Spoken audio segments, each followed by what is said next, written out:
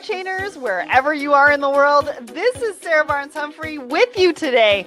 Are you ready? Let's talk supply chain.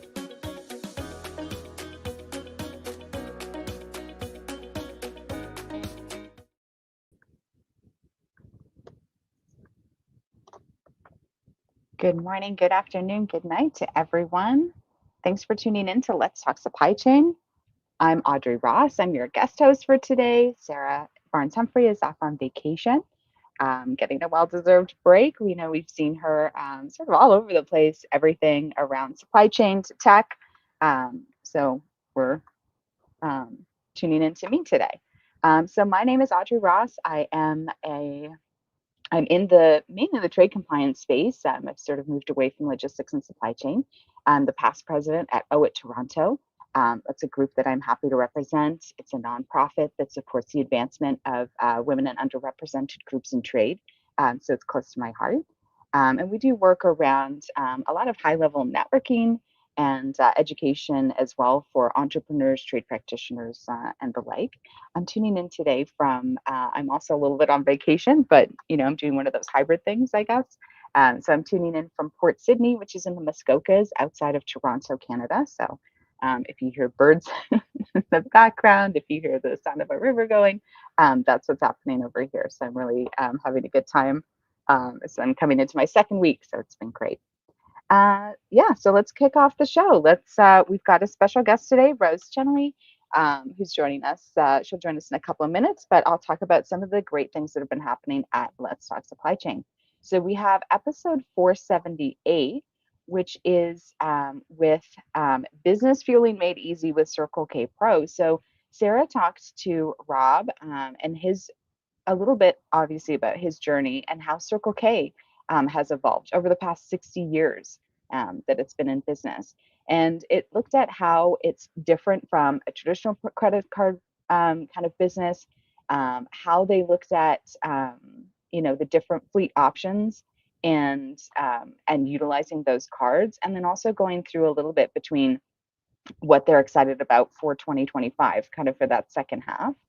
And then the next episode on the podcast was the Women in Supply Chain episode with Lena Castaneda. And this was a great one too. I love the Women in Supply Chain series as well.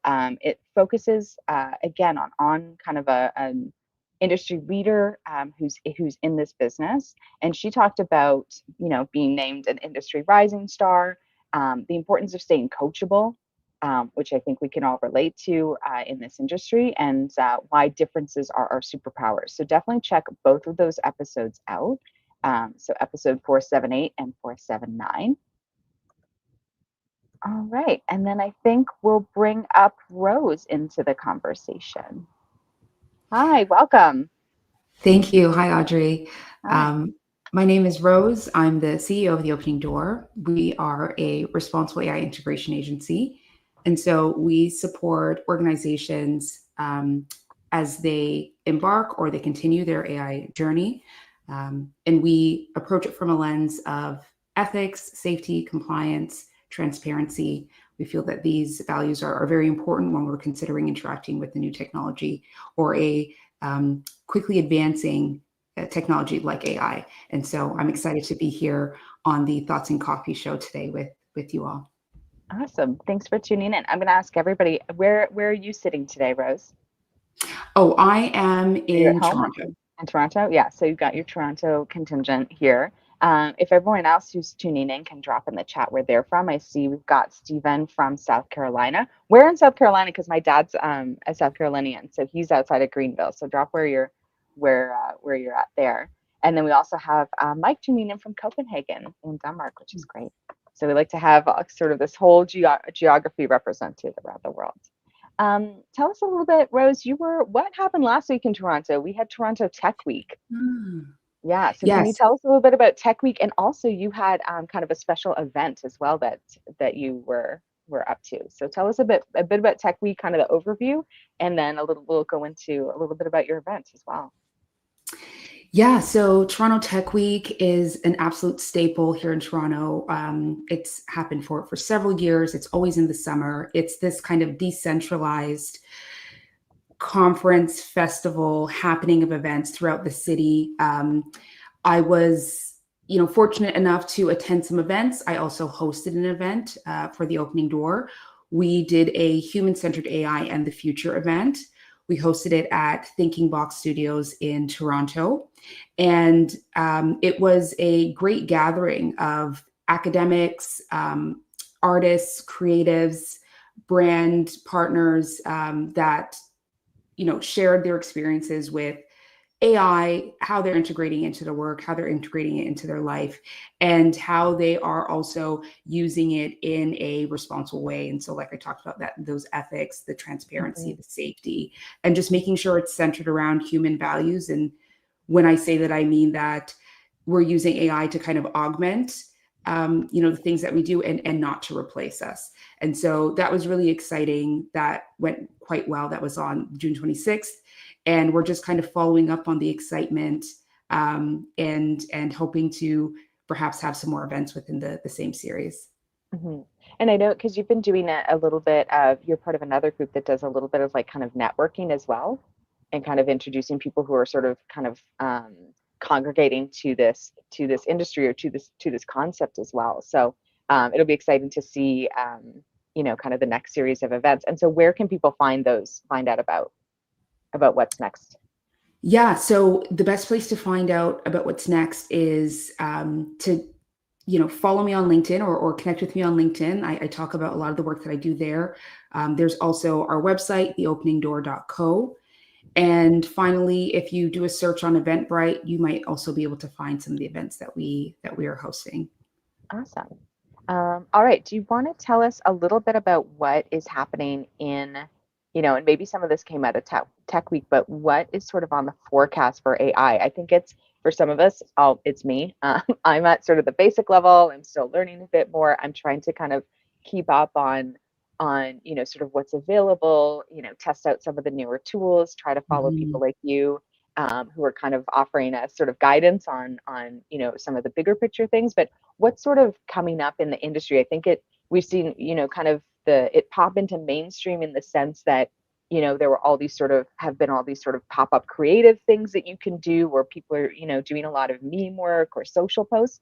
But what is sort of in the kind of forefront for you, I guess, kind of as we are in mid 2025, of what is happening in AI from that perspective?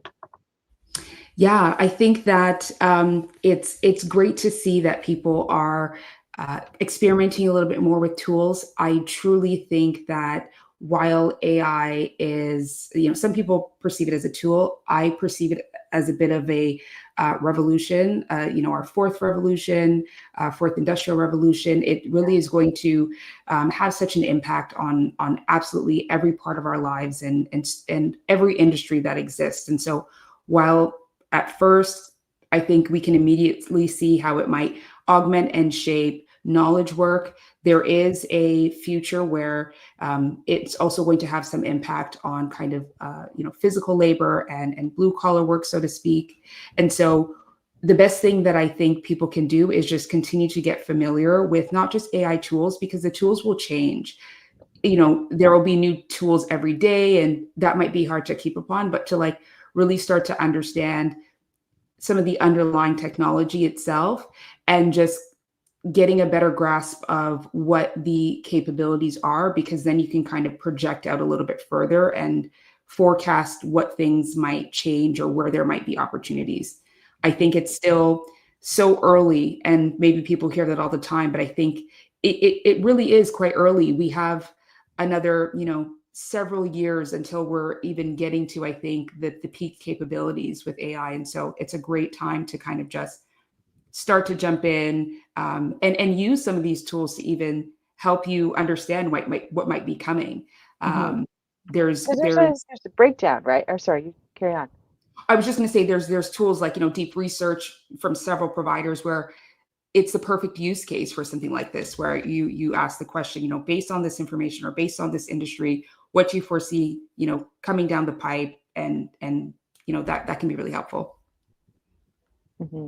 And I think there's a different category maybe of there's the LLM and then there's kind of there's kind of developing maybe separate streams of not exactly the tools, the companies that are coming out with these things, but there's also there's the language models, there's the kind of background work, there's the maybe what's more related to warehousing and robotics. Like I feel like there's different kind of segments as well that, Yeah. and where if you're a 101 level, then it's like AI, and you're like, but I think there are these sort of different streams. Do you want to talk on that a little bit?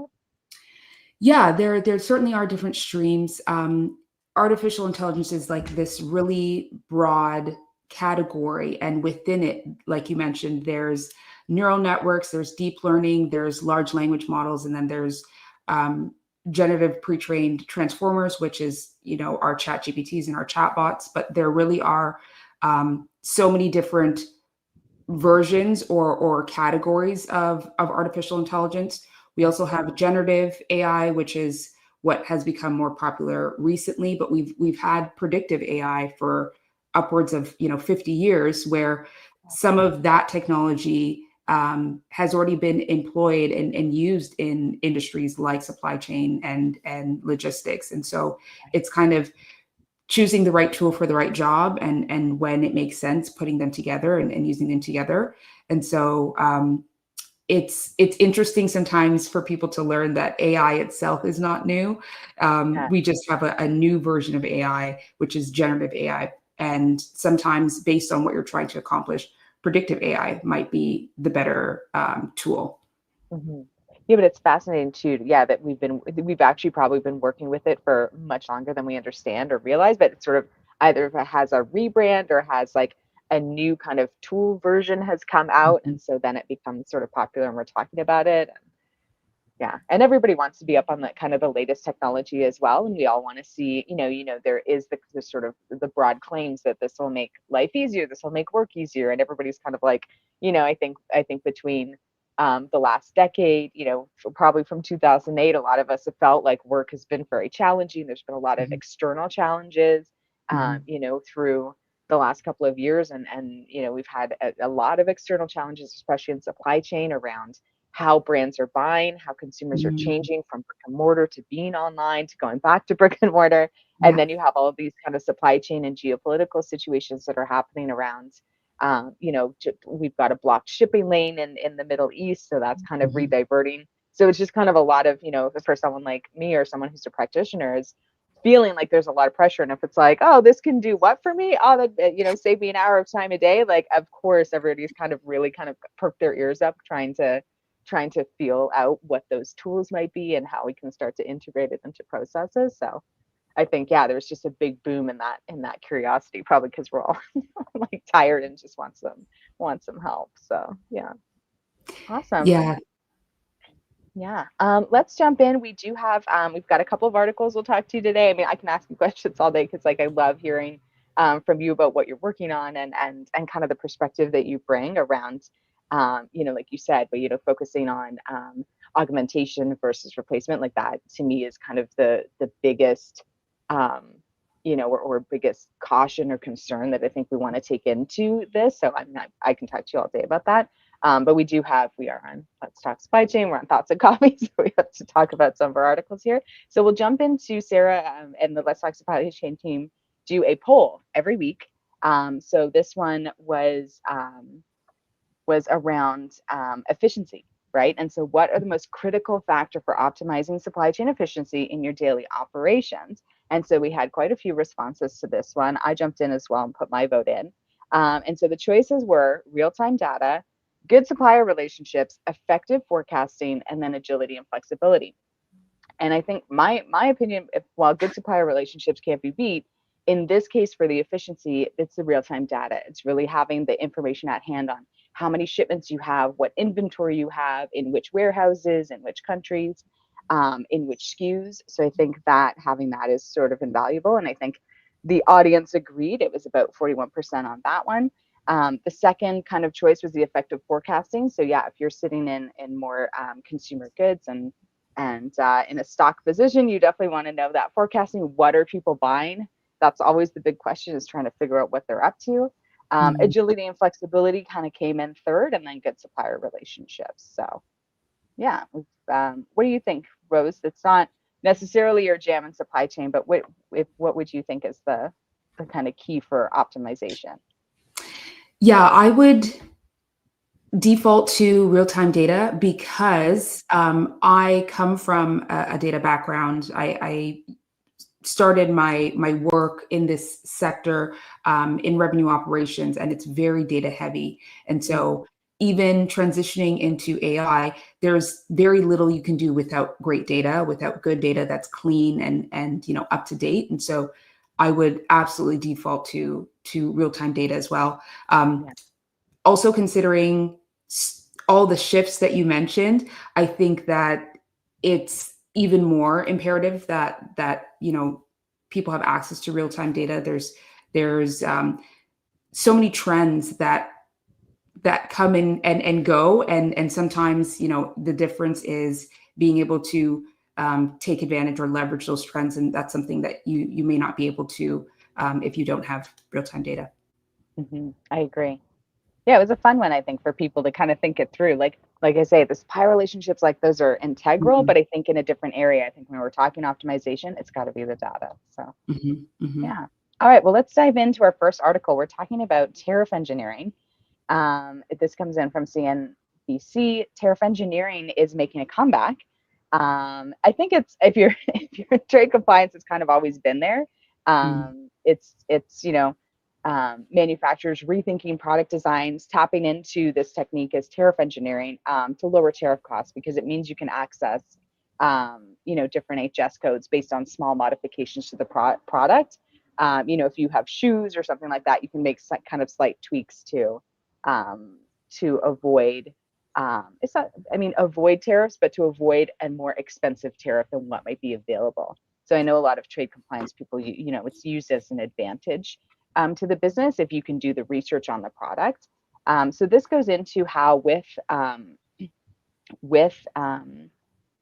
of the increasing tariffs and the kind of global situation that's happening around kind of higher duties, the article kind of outlines how to look into, um, changing, finding any sort of advantage really. And this talks about as well. It's not, what, in trade compliance, getting creative, right? We always want to avoid the bounds of kind of being fraudulent or being illegal mhm. or untoward. And I think this does a good job of making those comments. They did speak with a customs lawyer in DC to kind of outline here's kind of how you would do it appropriately. What did you think of the article? I thought it was interesting. It makes sense. As a consumer, it helped me kind of understand why sometimes a product that I've loved and used and know so familiar or feel so familiar with might be slightly different, repurchasing it this time around. And sometimes that's just, I purchased this 3 years ago and, I'm purchasing it today. There might have been changes, but even something where, you purchase it on a regular basis, it adds context as to why there might be slight modifications, slight changes. Mhm. And I think that, lower tariffs or, an adjustment on tariffs on products on the manufacturing side, hopefully that translates to better pricing for me as a consumer. So, Yeah. I'm happy with that. Yeah. And I think one of the examples they gave, it's actually a big improvement on the product, I think, because they were ditching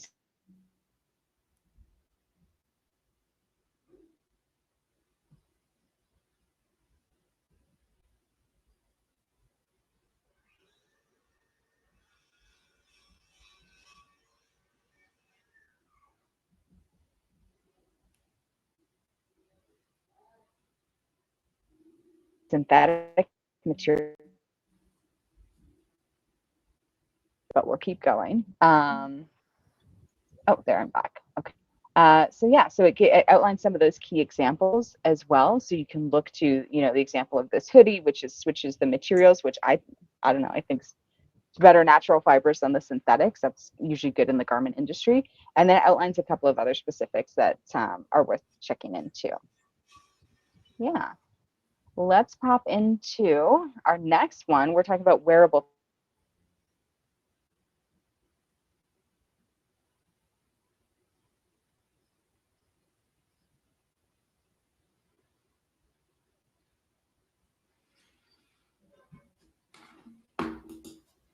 tech activities in defined and becoming part of everyday life.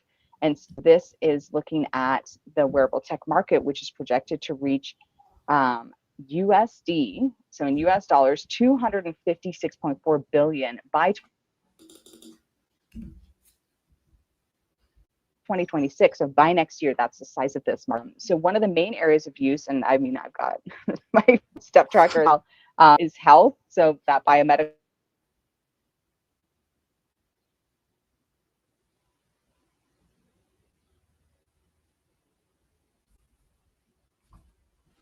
research, the healthcare kind of personal practices with wearable tech. Do you have any thoughts here on this aspect of wearable tech, Rose?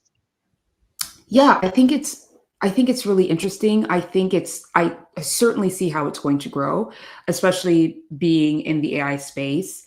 I think that, augmented reality and the metaverse and, Web3 is, closely intertwined. I know that when we're talking about wearable tech in this instance, we're talking about more from a health perspective, but I think there are so many instances that we can already see where wearable tech is becoming more popular and mainstream. Even if you think about glasses that have AI embedded in them, that's wearable tech.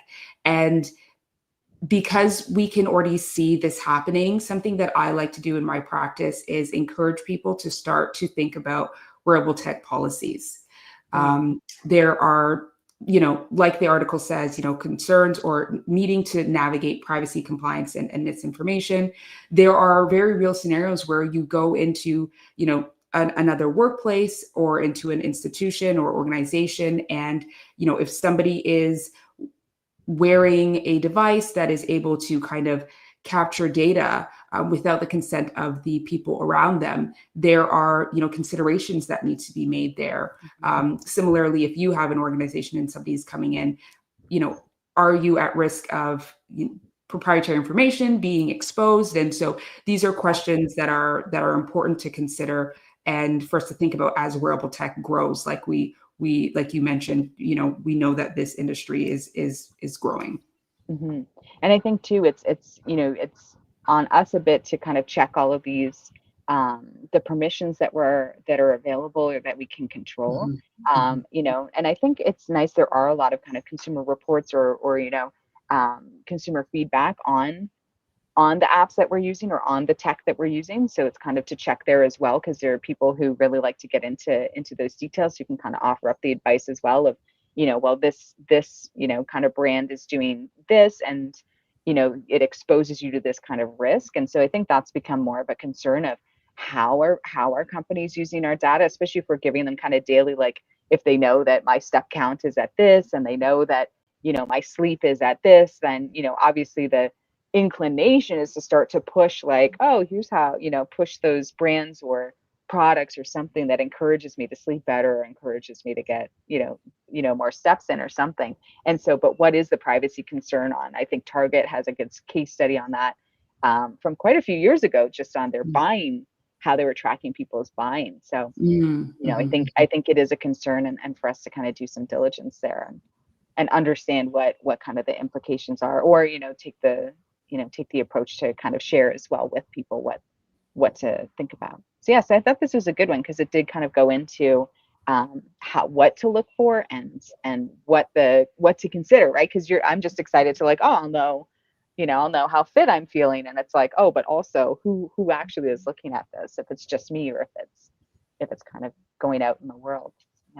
Yeah, imagine if your insurance provider had information on how many steps you're taking, what you're eating, and that's going to impact your premiums. So there's like these great things and clear benefits, and then, like you said, we want to be very aware of the privacy and how our data is being shared and what consent mechanisms we have access to, because there's always two sides, right? There's benevolent and benefits, and then there's sometimes where there's actors that might not have the same goals in mind. For sure. Well, today we're wrapping up with a post that you made on LinkedIn, and it's around practical actions for leaders at companies using AI tools today. So this comes from, and we want everybody to kind of follow you on LinkedIn to see kind of what you're working on. But you want to go through kind of what this was about and how this came, what prompted you to share this one? Yeah, I think that I sometimes, come across folks who don't agree with fundamentally the way that generative AI models have been developed, being trained on, data that is not compensated properly. And so they say, I'm not going to engage with this technology at all. And what I'm trying to do is encourage people to engage with the technology, but do it in a way that is considerate of ethics, considerate of safety, privacy, centering humans, and making sure that we're not being replaced in the work that we're doing. And so this was kind of trying to provide some practical steps for leaders to start to think about AI use in their companies. And it really is, I think, an opportunity for people to not feel so overwhelmed with the thought of AI, like, oh, I don't know this technology that all that well. I use ChatGPT sometimes, but like, I don't even know where to start. And so here I'm saying you can start by just taking a look at what tools are being used right now, because tools are being used, whether they're sanctioned by the organization or not. They probably are being used, even if it's something like Google, Gemini, or something that's baked into tools that you already have access to as an organization. So just kind of take stock of those tools. Start to look at who in your organization can help hold accountability for the way tools are being used, and can raise some questions. They can flag any risks that come up. It's important that we understand AI is not like any technology that we have experienced before, and so simply relegating it or delegating it, to AI, to IT is not going to be sufficient in this instance. And so taking a look at where shared responsibility can be, and then looking at providing some guidance for folks that work with you in an organization on how to use AI, when to question its outputs, further understanding the technology and the mechanisms itself to help inform how you use it, when you use it, and why you use it. And then really just understanding that this is responsible AI is, it's not just kind of a technical approach. It's also a leadership approach. It's an organizational approach. It makes perfect sense that this is kind of like a cultural decision or a values-based decision, that's going to complement some of the technical interventions. I think that's so well put. And what I loved about this, from even if we brought it on as an article for this, but I had looked at it because it really takes this conversation as well and brings some awareness to, it's not IT. It's not IT. It is comprehensive, and like you said, it's values, right? So it's we've at the company I work for, we've had these conversations as well, from our graphics team, from our sales team, being like, I'll just show the customer this. You're like, we have a graphics team. We have a graphics team who's doing very creative, innovative work, and I like. So it's bridging that. This is quick and available. It's now embedded into a lot of tools, whether we want it or not. But bringing that awareness to, what does that mean for our overall company value or overall interaction or client success level? And then also that to have a group or to have a consistent discussion on what's available, and having the usage policies as well, because again, jumping back into the privacy piece, some of them, are you just feeding information that might be proprietary or private to your company that is now into ChatGPT and searchable and usable? So I thought it was a great way for people to start the conversation, and also really take, embed some of the I guess themes or values that you espouse as well on, this is the importance of the ethics piece, or how this is how you approach that. So I thought it was a great thing for people. Thank you.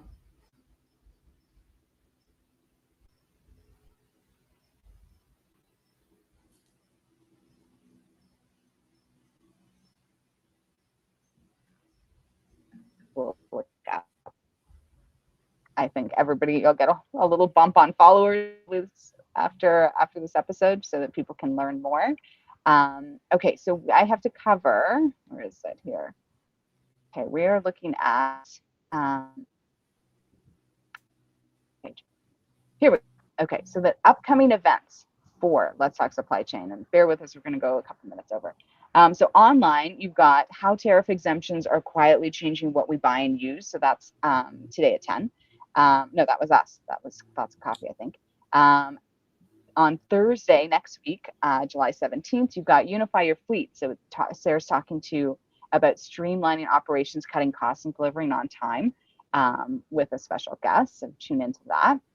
On July 24th, we've got how to build a resilient supply chain, real world strategies that work. So that's another great conversation that's coming up. And then in person, and I really wanted to highlight this because it's been a fun conversation Sarah and I have been having. But IANA, which a lot of you will be attending, is in kind of mid-September in Long Beach, California. But watch out because there's a pickleball slam. So if you know Sarah, she's gotten really into pickleball, and it sounds like a lot of you have. I haven't yet. I'm on the pickleball thing. But yeah, IANA is going to be hosting a pickleball slam. So if you're heading to that, you don't want to miss it. Yeah, otherwise, Rose, thank you so much for your time today and your insights. Again, it's always great having a conversation with you and learning more on our AI journeys and how we're doing it responsibly. So thanks for being here. Thanks for having me. It was a pleasure. And thanks to everyone for tuning in. Have a great rest of the week.